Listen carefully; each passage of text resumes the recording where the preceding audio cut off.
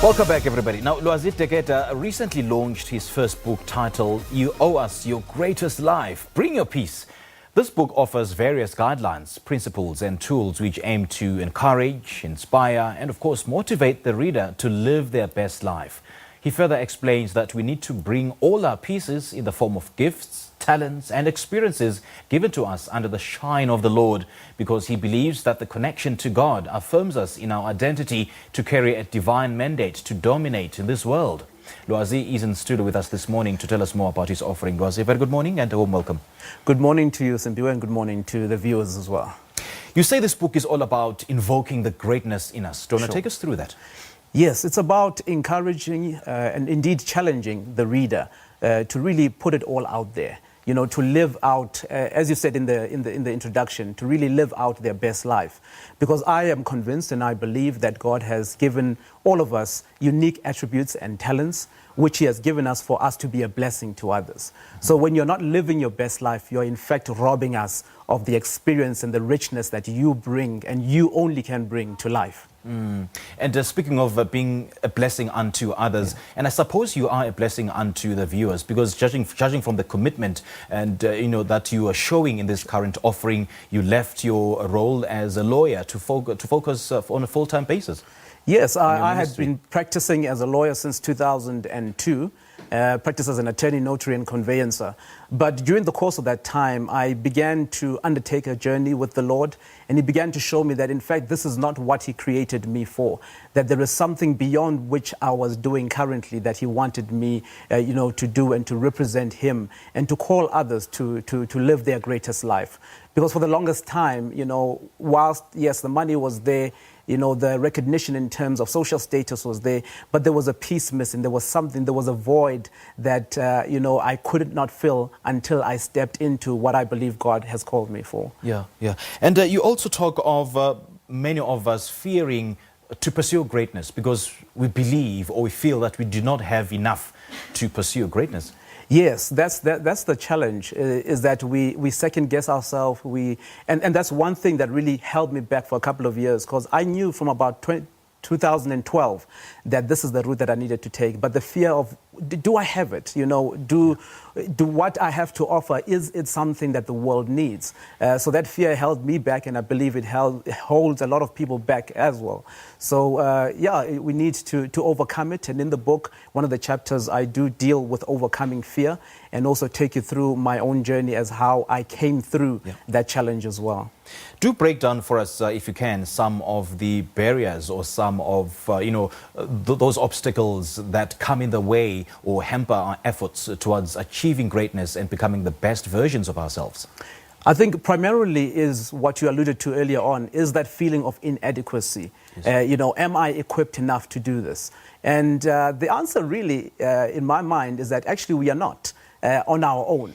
But when we partner with God, he's able to work through his perfect plan in and through us for us to be a blessing to the world and for us to be able to bring our peace. But on our own, no, we don't have enough. So that's one of the barriers.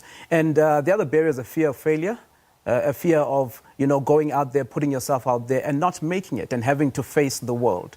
But I would rather go out there and, live my greatest life as far as I believe I'm called to do, than to have what psychologists call existential guilt, which is the guilt of existence. This faces people who, at the end of their lives, they look back on their life and they're like, hey, actually, I did not live the life that I wanted to live because of certain fears and so forth.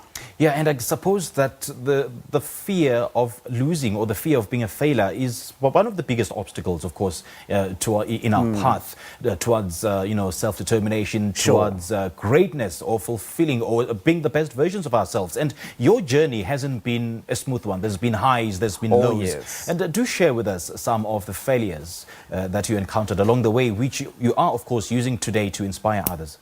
Well, one of the lows that I've really hit, of course, you would imagine coming from a position where one is in the legal field, living at a certain level of income, and stepping into the relative unknown, something that I had no previous experience of, is that the income obviously would drop quite substantially.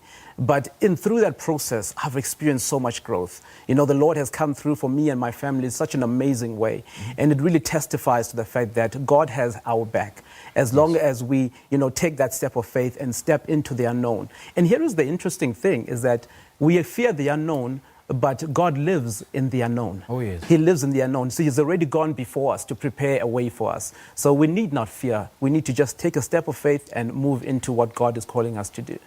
I can't help notice how you constantly make reference to God and why he is an important factor in our lives. Yeah. Just why is he important? Miles Monroe says that the only person who knows the reason of a product is a manufacturer of that product. God has manufactured us. He has created us. He's the one who knows why he has created us. He holds the blueprint to our lives. So a life without connection to God is a life that is lived without, walking the way that you are supposed to walk it or doing the things that you are supposed to do. So we need that connection. So God becomes the bedrock. He becomes the source. He becomes the anchor that we hold on to and that stabilizes us and allows us to be fruitful and to live fruitful lives. Oh, wow, great stuff. Now, Lwazi, how do we connect with you in terms of getting where we can, where you can get a hold of a copy of the book? You can connect with me on my social media pages, Lwazi Degeda, also on the social media pages of You Owe Us Your Greatest Life.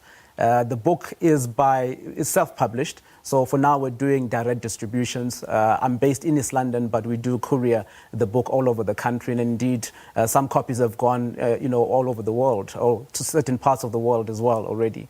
So essentially, to place an order, we need to visit your social media pages? Yes, okay. Visit my social media pages or drop me a WhatsApp or message on 083 440 6863. All right. Lwazi, thank you so much, man, and all the best. Hey? Thank you so much for being an inspiration and a blessing to South Africans. It's a pleasure, and thank you very much for your time, and thank you for the viewers for tuning in as well. All right.